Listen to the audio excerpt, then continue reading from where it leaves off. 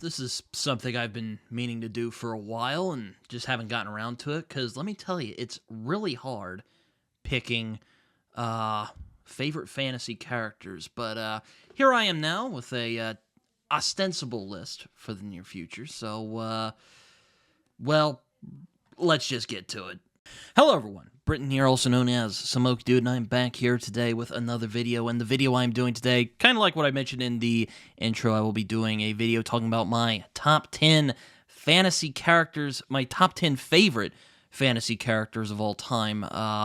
This is something I've been thinking about doing for a while, just kind of some lists maybe of certain things in fantasy that I enjoy. So maybe like a top 10 settings in fantasy that I really love.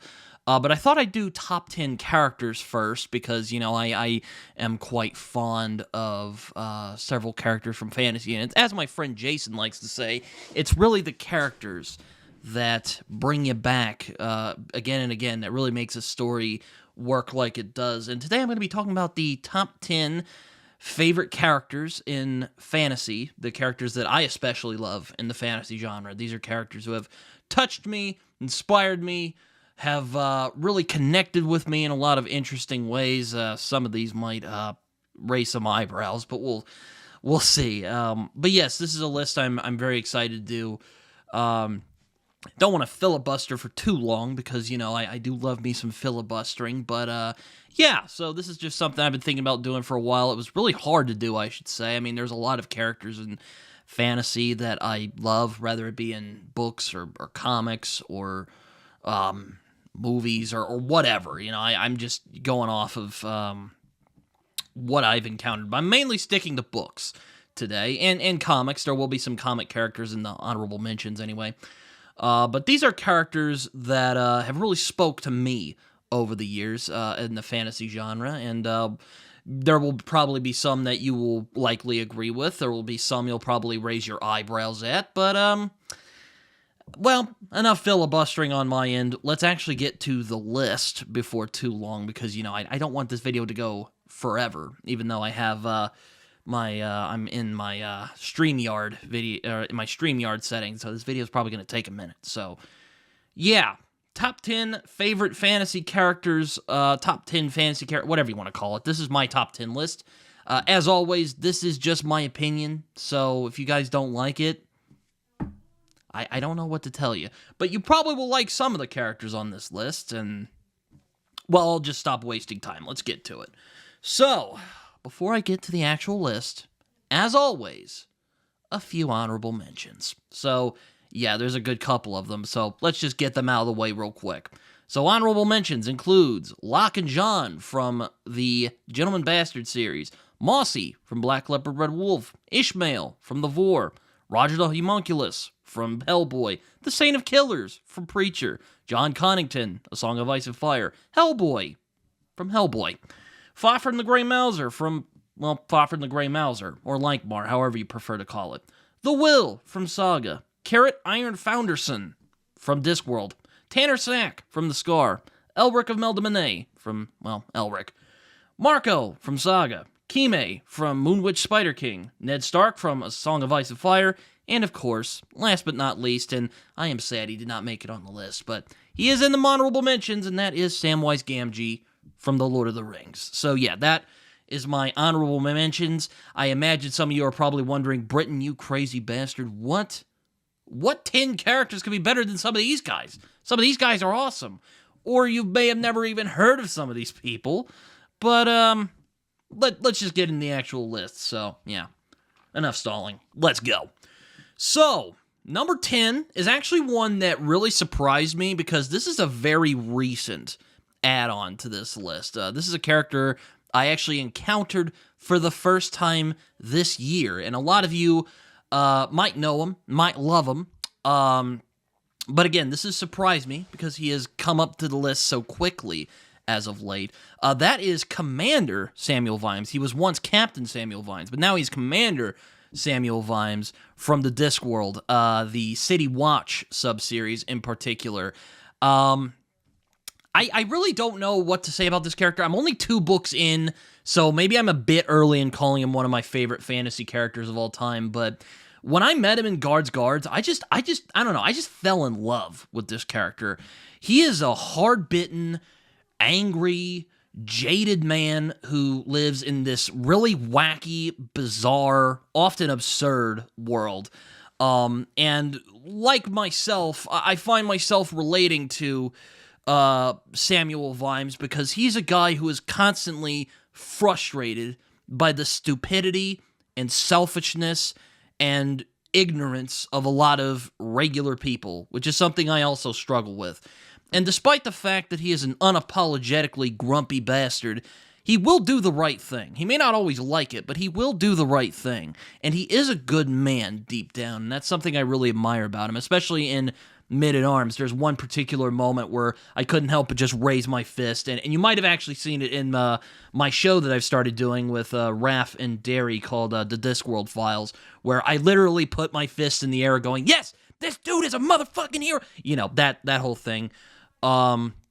If you know the scene, you probably know what I'm talking about, and there's probably going to be even more scenes of that as I go along in my journey in the Discworld City Watch. But Samuel Vimes, I just fell in love with this character. I'm also quite fond of these kind of jaded, hard-bitten, almost noir-like characters, and he is very much a noir protagonist. He's very jaded, hard-bitten, he's very grumpy, but he does have a good heart, and he does want to do the right thing, and he believes in doing the right thing because, as far as he's concerned, that's really the only thing that's worth doing in this world, even if a lot of the time the world of Discworld is absolutely ridiculous. He will enforce the law on Ankh-Morpork, and he will do the right thing, consequences be damned. And, you know, I kind of admire that, really. It's hard not to admire.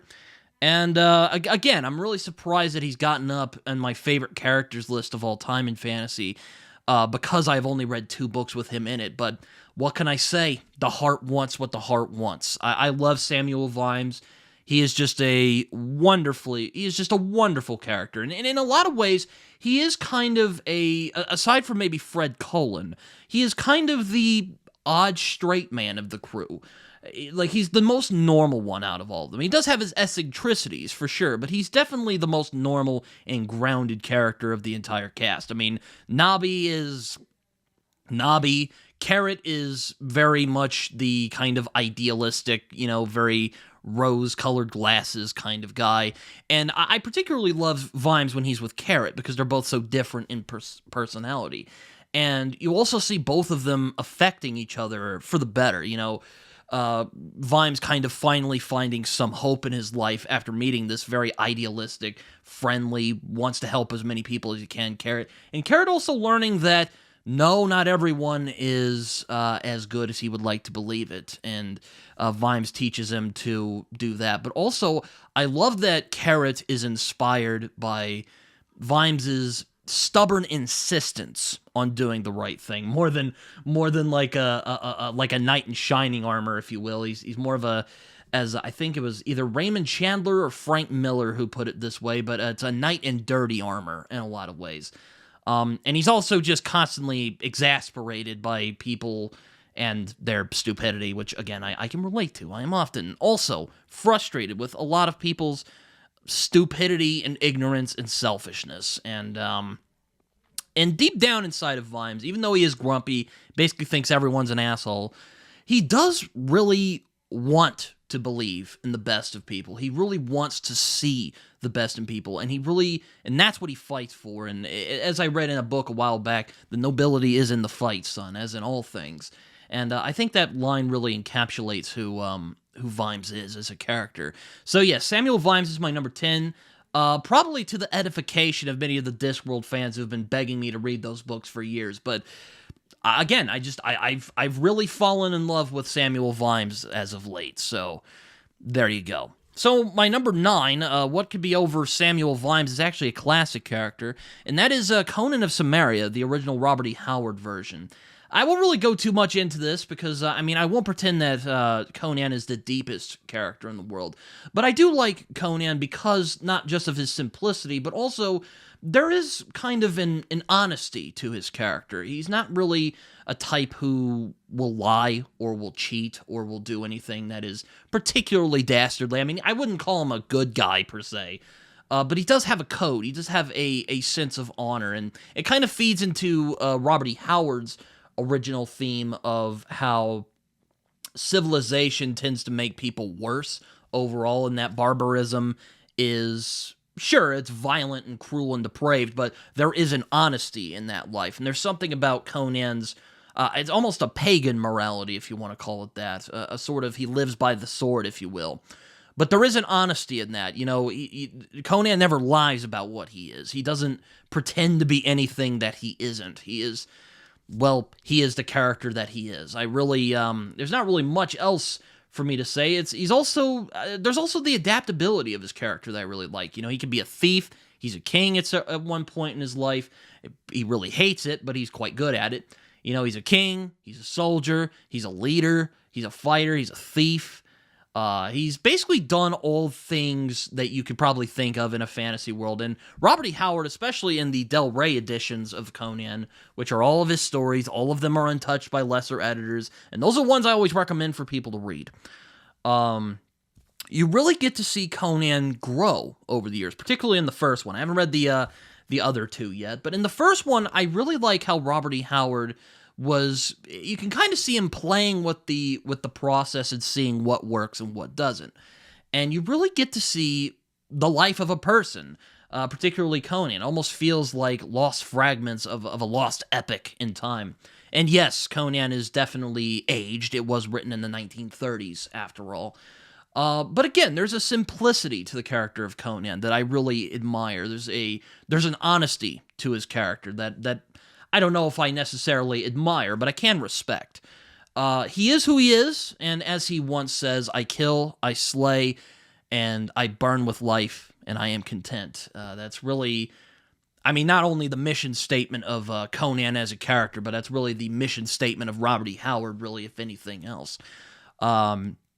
Not as substantial as what I said with Samuel Vimes, I understand that, but he is a character that I really love, again, for that simplicity. So I guess we should move on to the next character before I filibuster about Conan for a few more minutes.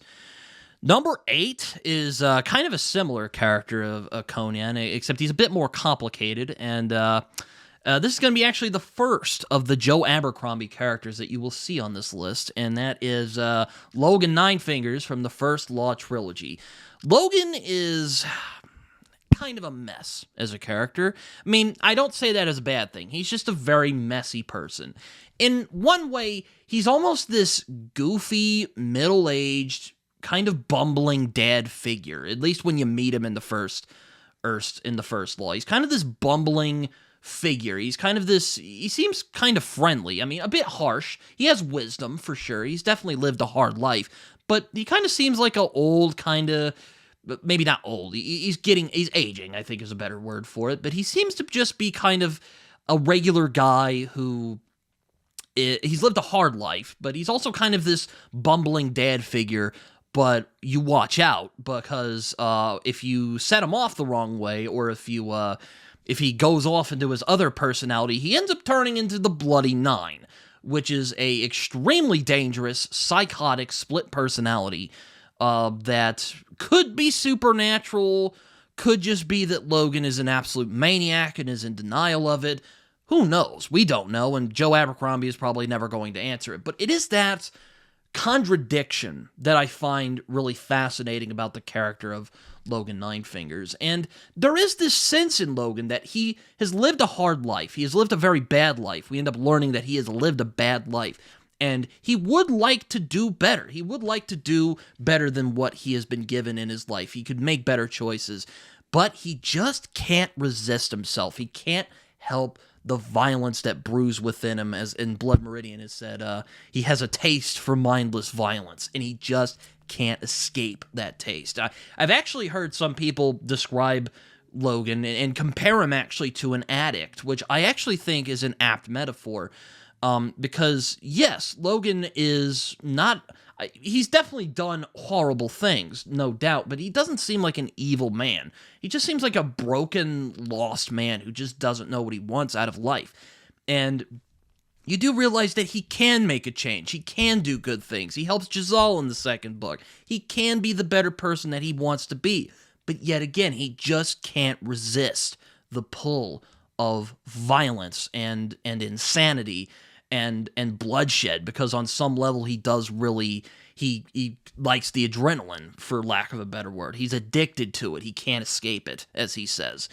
And again, it's just that contrast between this kind of goofy dad figure who wants to bring everyone together, and he's almost like a grandma at times. He's almost like, oh yes, let's come together. Let's make cookies, And then like 5 minutes later, they're like, oh God, he's murdering everybody, and that's just kind of, again, there's just something about that contradiction of character, and Joe Abercrombie does that really well.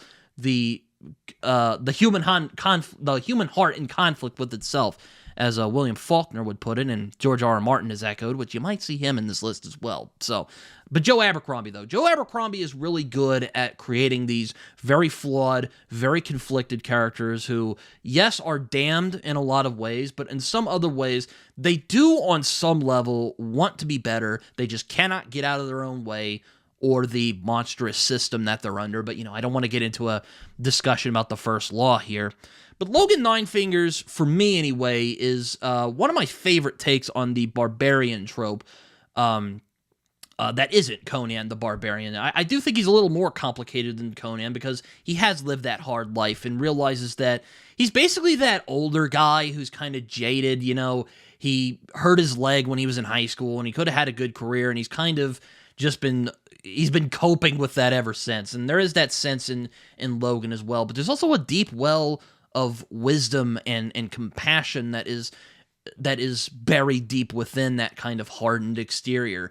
But again, he just cannot escape his own nature, and that's ultimately, I think, Logan Nine Fingers' tragedy, and really makes him a fascinating character for me. I mean, you'll notice as this list goes along, that I have kind of a fondness for broken, flawed, deeply scarred characters. So, yeah, Logan Nine Fingers, though, is one of my favorite Joe Abercrombie creations, at least as of the recording of this. It could change as I get to some of the other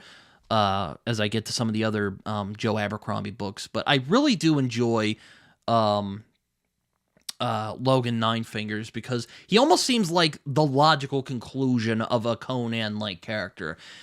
Burned out, has very little friends left, filled with regrets, though I think Logan is a bit more introspective than Conan is.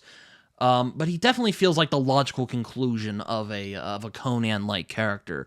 Though he doesn't have beef with civilization, as far as I know he doesn't, but he does feel like this is what Conan could become as he grows older, a kind of broken, jaded, just a tired old man who just doesn't really have a lot going for him. And he's kind of like Robert Baratheon in that way. I forgot to put Robert Baratheon in the honorable mentions list, so I'll put Robert Baratheon in there as well. Put him in, at least if not for Jimmy.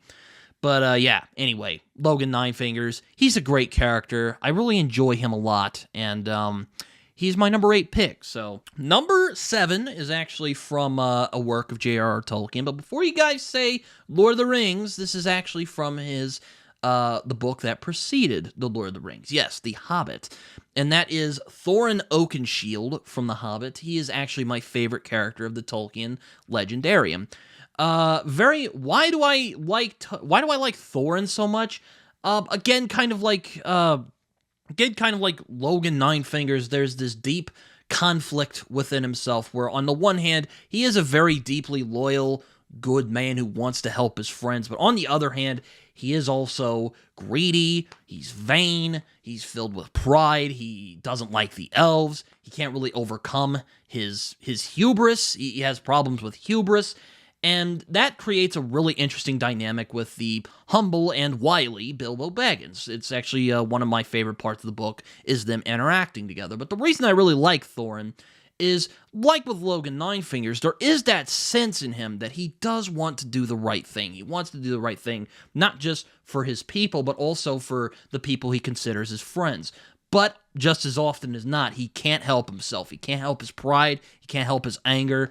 And he often drives away the people who he cares about the most. And it actually has him ending up in a very sad place. He also has one of my favorite lines from the Tolkien Legendarium, which I am probably going to butcher.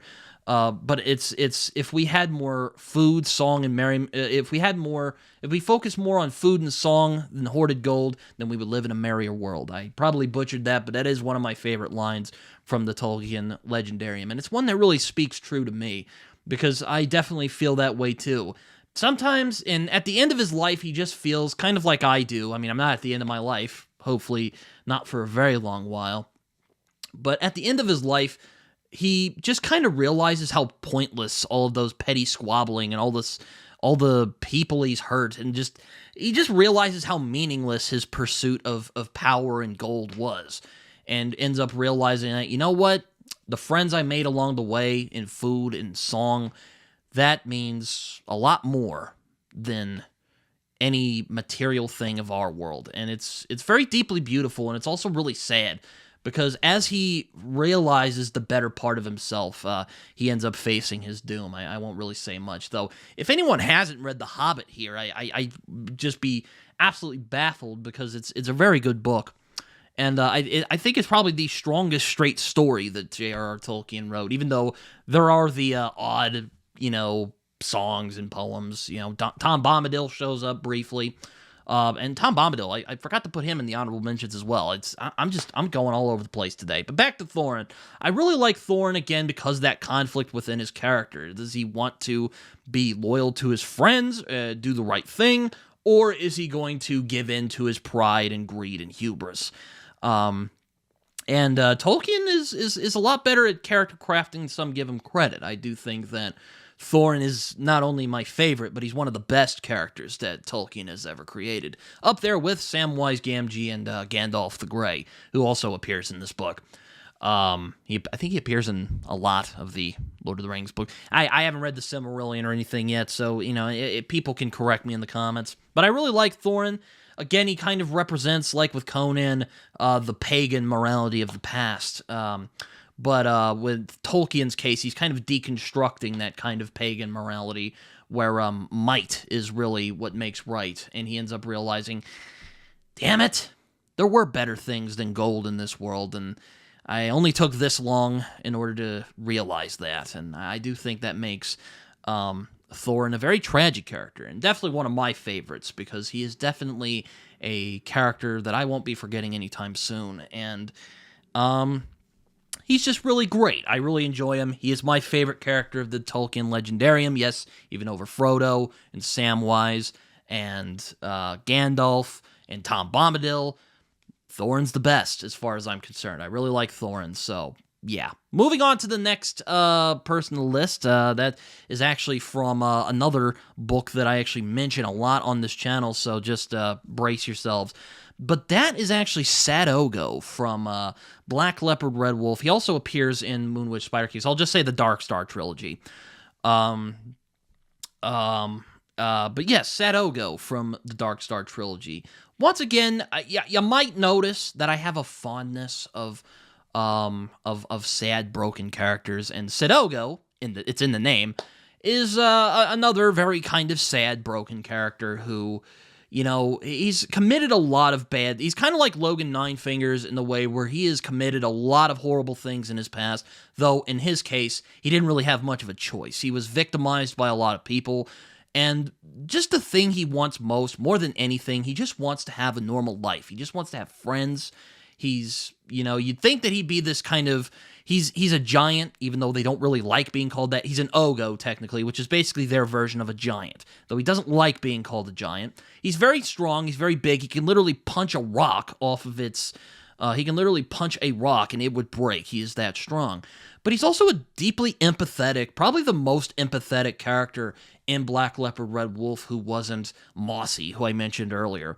And is also the one who really shows our main character, Tracker, unconditional kindness and friendship and companionship throughout the story. And I won't spoil how the story ends, but I do think that Sad-Ogo actually gets the best part of Black Leopard, Red Wolf. Really, my favorite moment, which I think is probably the best part of the whole book, where he narrates his past life and all of the horrible things that he did. And his backstory is horrifically sad. Like, it is really, really dark. Like, it is not something that you will forget once you read it for the first time. And it's also, I do take a sort of bittersweetness. There is a bittersweetness to his character that even as we go through the story, which is a remarkably bleak and sad story where characters we like don't get the endings that we want for them, there is a bittersweetness to the character of Sidogo that even with the time that he had, there were people that he did touch in a very positive way. And, you know, I can live with that. I can accept that for his character. And he's also just a really well-defined character. He's also a really interesting subversion of the kind of mercenary type character. Because you might think, that, again, that he'd be this really strong, kind of quiet, somewhat sociopathic character, but he's not that at all. He's actually quite friendly, and he just wants to have friends. He wants people who will love him for who he is. There's a deep sensitivity to his character that is often overlooked, because in this world, sensitivity and goodness, or femininity, as they call it in the book, is often ruthlessly stamped out. And Sidogo actually proves to be a true hero in the end, because he actually chooses to do good, to try and do good, to try and show empathy and compassion to other people. And, we need more people like Sidogo in our world.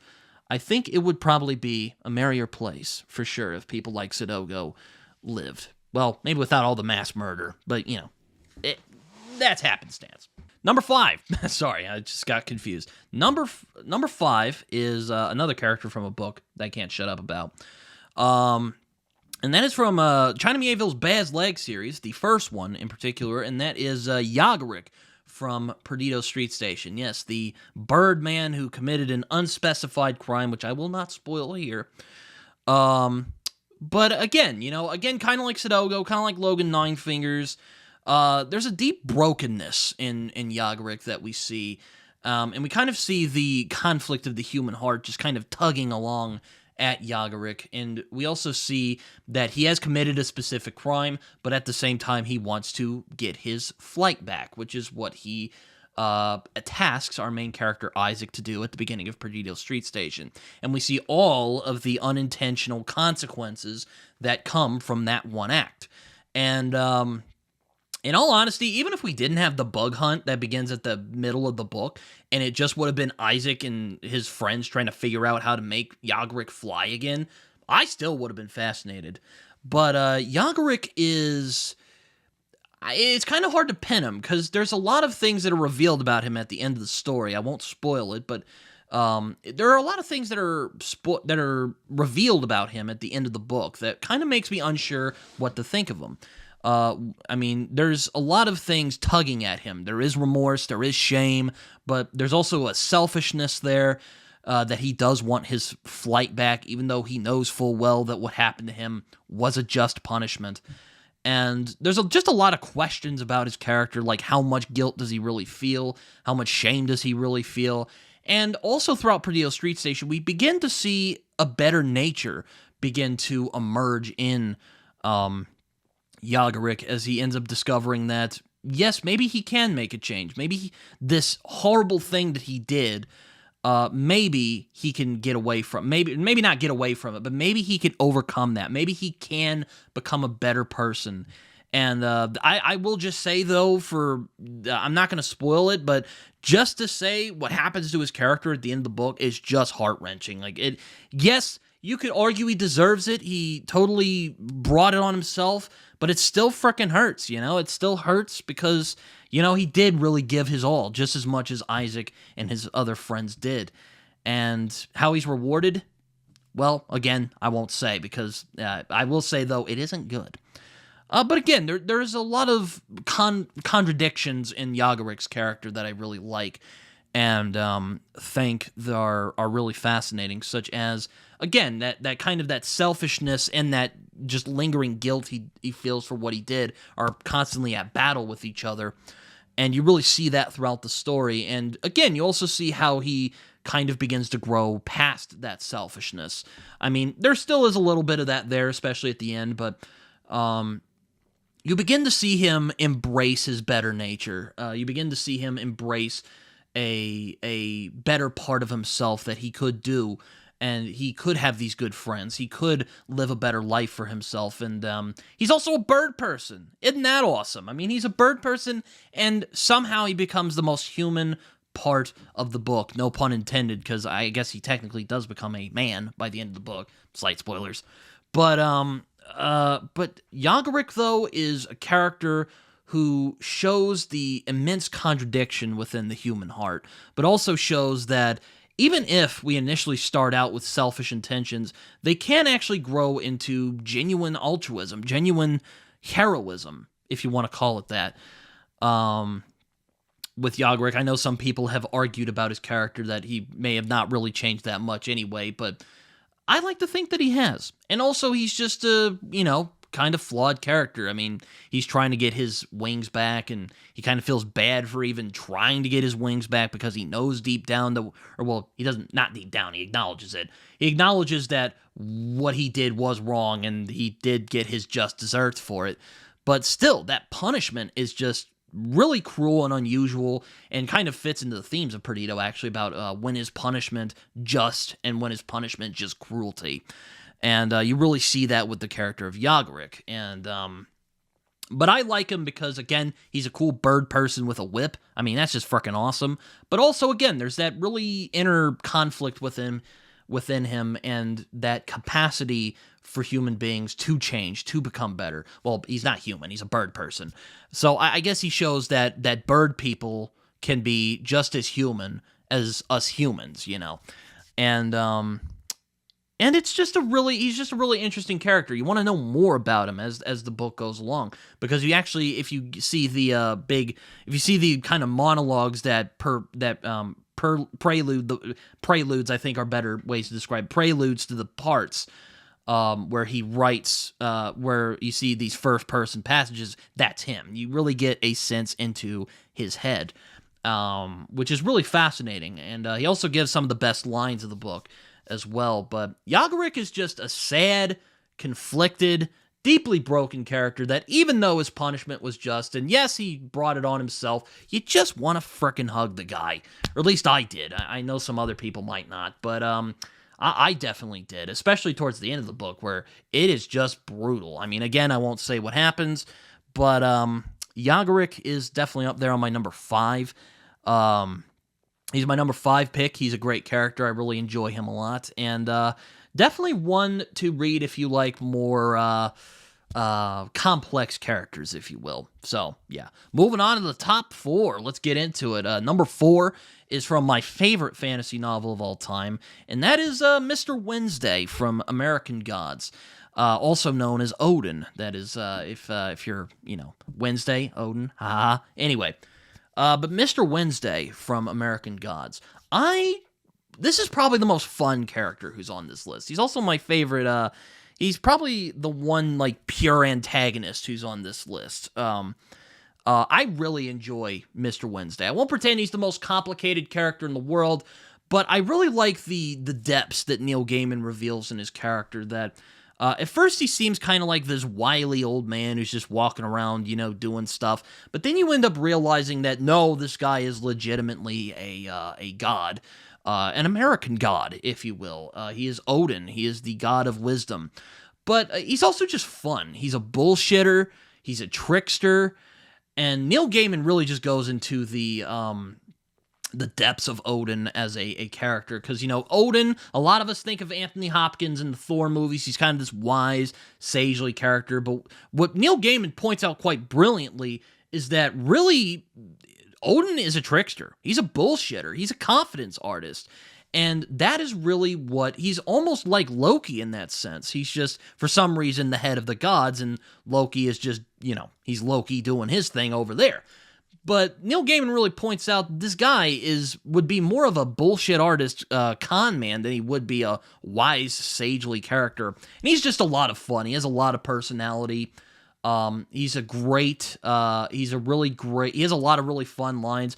Even though I have my gripes with the American Gods TV show, I thought that Ian McShane, Al Swearingen himself, playing Mr. Wednesday was a really great choice. I really thought that was an amazing choice. He really captures the kind of wily trickster part of that character, because in many ways, Al Swearingen from Deadwood, respectively, is kind of like that as well. He is kind of a bullshitter.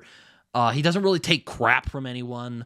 And Mr. Wednesday is the same way. He's a bullshitter, he's a trickster, but he doesn't take crap from anyone because game knows game. And you can't trick him, you can't bullshit him, you just kind of have to play his game. And that's ultimately what makes him a really fun character. And he really is, and the reveals we get about him later on in the book are really fun. And he's just a great character. He's definitely the character that I have the most fun with when I think about fantasy characters that I really enjoy. But yeah, Mr. Wednesday is my number 4. He's a lot of fun. I really like him a lot. And he's also just like, he's kind of like Locke Lamora, actually, if you really think about it. He's basically a guy who just bullshits people and really enjoys doing it. He loves the thrill of tricking people, much like Locke Lamora does. Though with Mr. Wednesday, it becomes clear that he is a far more selfish character than Locke Lamora could ever dream of being. But, I won't get into that very, very much. So, yeah, Mr. Wednesday is my number 4 character of all time. Yeah, not really much else to say. So, let's get to number 3. Number 3 is my first George R. R. Martin pick.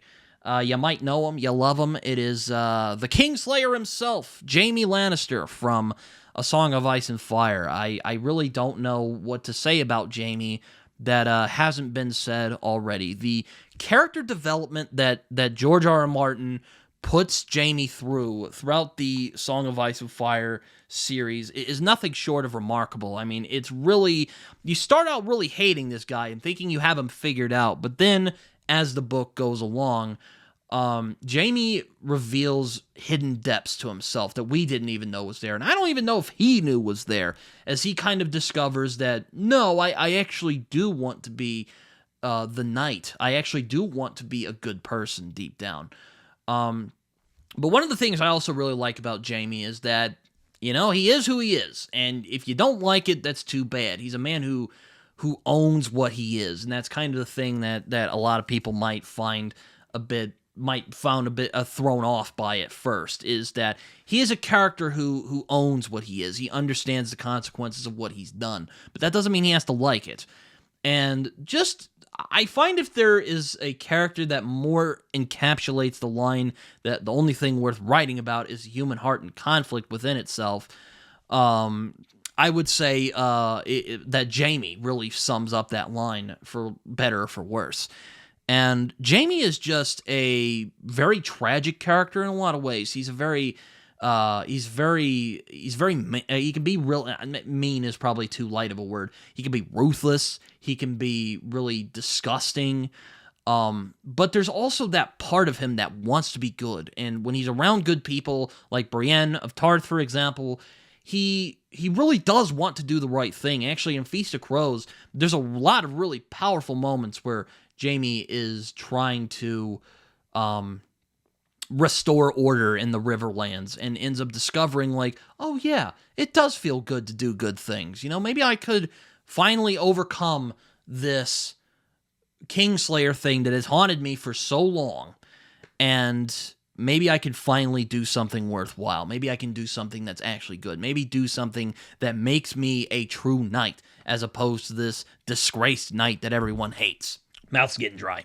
But Jaime Lannister, though, I think is one of the best characters in not just modern fantasy, but in fantasy in general. I love the development that he goes through. I really like the bait and switch with his character. I kind of like, I forgot to mention this, but it's kind of the same thing with Logan Ninefingers, just in a different way. But I really like the bait and switch with Jaime, because you meet him in book 1, he's a huge prick, he's really arrogant, a lot of people don't like him. You don't really like him that much. I mean, he pushes a child out of a window, without much remorse. He's not a nice guy. But then as you go on through the books, you end up discovering that, oh no, there were reasons he did what he did. I mean, they may not be good reasons, but they can be reasons that people can empathize with at least. And George even shows that, again, deep down, that there is that spark of light in Jaime Lannister's soul, and that he could become a better man. He just has to take the opportunity in order to do it. And he's just a really complicated, messy type of character, and that's the type of characters that I really like. Even as much as I like the more simple characters, like, Fafhrd and the Grey Mouse, or even Conan, as I mentioned earlier. Jaime Lannister is probably the most complex character on this list. Well, aside from the other two that I'll be mentioning. But he's definitely a character that really speaks to me, because there are certain things that have... I've made bad mistakes in my life, and I wonder if those mistakes will define who I am. And Jaime actually, not as big as Jaime, but Jaime is definitely dealing with that same kind of conflict. Can I come back from the choices that I made? Can I make better choices? Can I do good things? And that's really what his whole journey is about. Now, hopefully, we will get the ending of A Song of Ice and Fire, because the ending of the show was just absolutely... oh my god, I'm not even going to get into that. But yeah, Jaime Lannister is my number 3. I love him. He's a great character, and he really speaks to me because of, well, he's, mistakes he's made. Let's move on, shall we? Number 2, you might know the second Joe Abercrombie character on here. You know him, you love him, Sandan Glokta. As I mentioned earlier with Samuel Vimes, I kind of like the hard-boiled kind of characters. And really, if you think about it, Glokta is kind of the anti-Samuel Vimes, where Samuel Vimes is a grumpy bastard, but he'll do the right thing. Glokta is just he's just a massive asshole, but a very entertaining one. Also kind of like Jaime Lannister. He is kind of like Jaime Lannister, where he was once this really great warrior, very arrogant and much of a jerk, but he was horrifically tortured to the point where he literally looks like an old man, and everyone is creeped out by him and don't want anything to do with him. But there is a depth to him. There is a kind of like with Jaime Lannister, there is a part of his soul that wants to do good, that wants to be better, but the monstrous system that he is under has no patience for any sorts of kindness or any sort of compassion or empathy. And that's the lesson that Glokta just learns time and time again. Not only that actions have consequences, but ultimately he can't become a good person because the system that he is in just won't allow it. And yeah, I also just really love grumpy, cantankerous characters, and boy, is there a character who is less... again, aside from Vimes, Sandan Glokta is a grumpy bastard. He takes grumpy, cantankerous jerks to an entirely new level. Like, Gregory House has nothing on this guy. And just his rants about Stairs and the people he works with, and it's very mundane. A lot of the stuff he does is pretty horrific, and you initially think that he's going to be like a villain, but and he kind of is. But like, he's funny, he's really weird. He is constantly thinking about dying.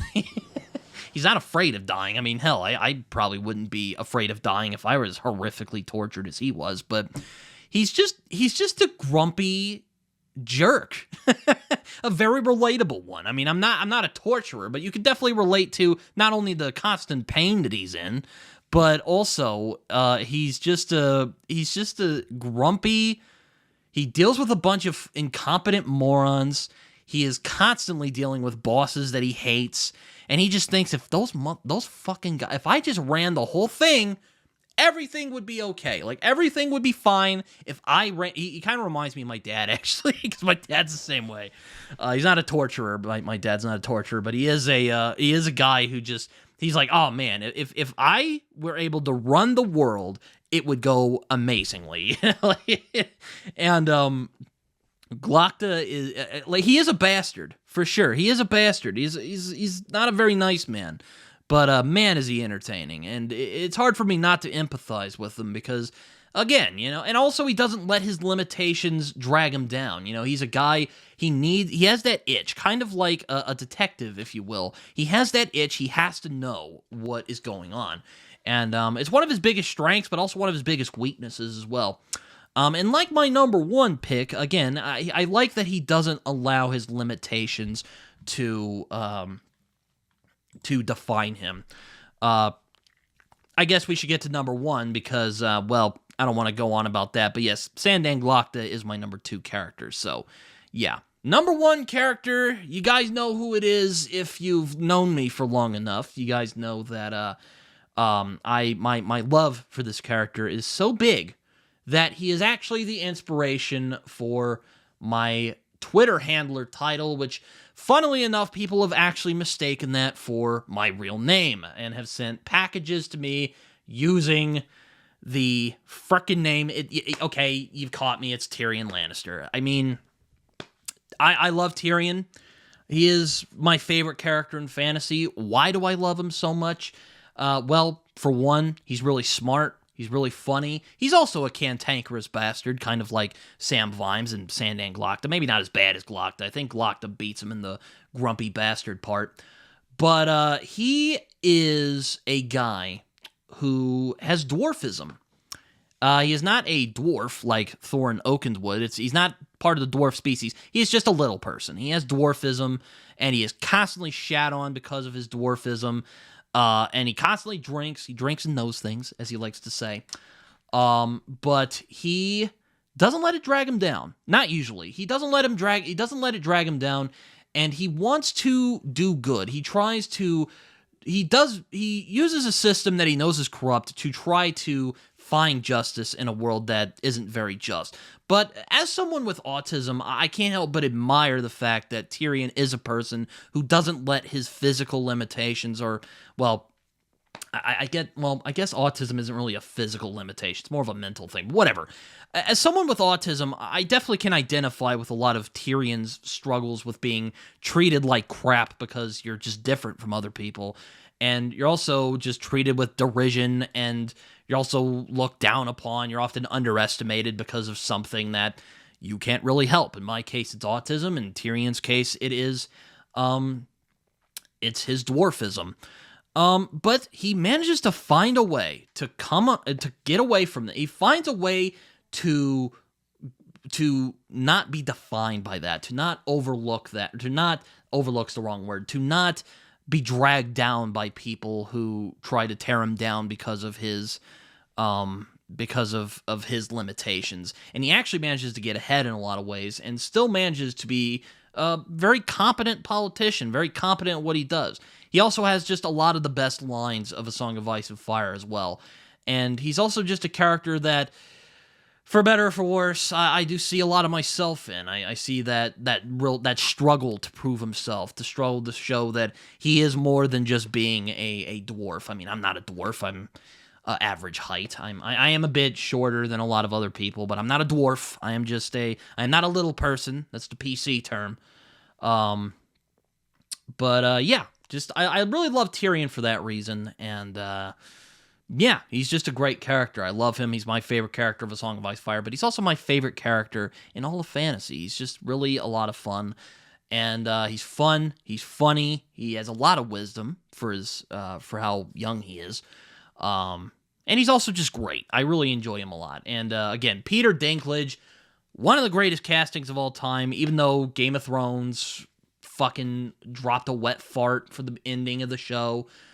Peter Dinklage was outstanding as Tyrion. I know that's not what he looks like in the books, but man, he nailed him, as he nailed his personality. And well, that's really all I have to say about Tyrion Lannister, though, because this video's gone on long enough as it is. But yes, my number one favorite fantasy character of all time is Tyrion Lannister from A Song of Ice and Fire. And funnily enough, he is right next. He's not too far away from his beloved brother, Jaime Lannister.